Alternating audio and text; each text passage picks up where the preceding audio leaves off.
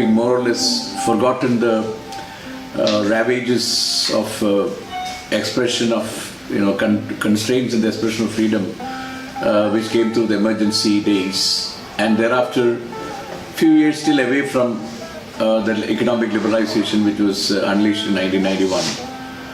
How did this word fashion suddenly crop up in India?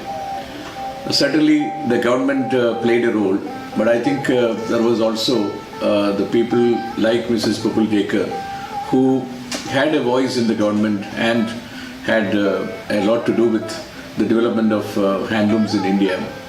And then very visionary officers who played a role like S.K. Mishra and Agnihotri, who, because of their passion to project India's heritage of textiles, in which both of them are quite embedded with, sort of started thinking new ideas, I suppose, from the initial conversations one had at that point in time. It was also said that Mr. S.K. Mishra's daughter studied in FIT New York, and probably when he visited her, he was inspired by the fashion education going on in FIT New York. All said and done, it augured well for the country, because the word fashion was really unknown. What we knew was apparel, clothing, garments, various kinds of other forms. But the new forms of understanding in a context which was internationally known as fashion was still far away from the consciousness of India. And that is when in 1986 the government finally decided to have a National Institute of Fashion Technology set up in the country.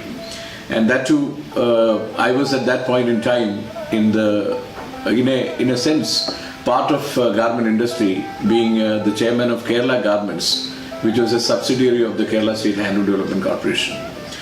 We had, by accidents of circumstances, needed to have to invent the mojo of that organization, and we therefore started weaving very fine fall fabrics with the 260s, 240s, 280s double yarn fabrics, and these were then converted into Perry Ellis and Tommy Hilfiger and Calvin Klein fall shirts, and these shirts were being exported to USA.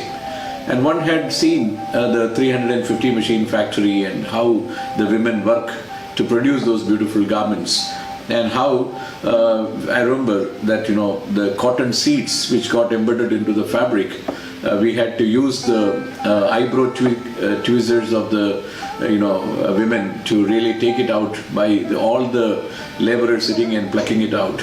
So the quality of the garments and how they are being exported, what detailing it goes into it, all that was part of that particular experience.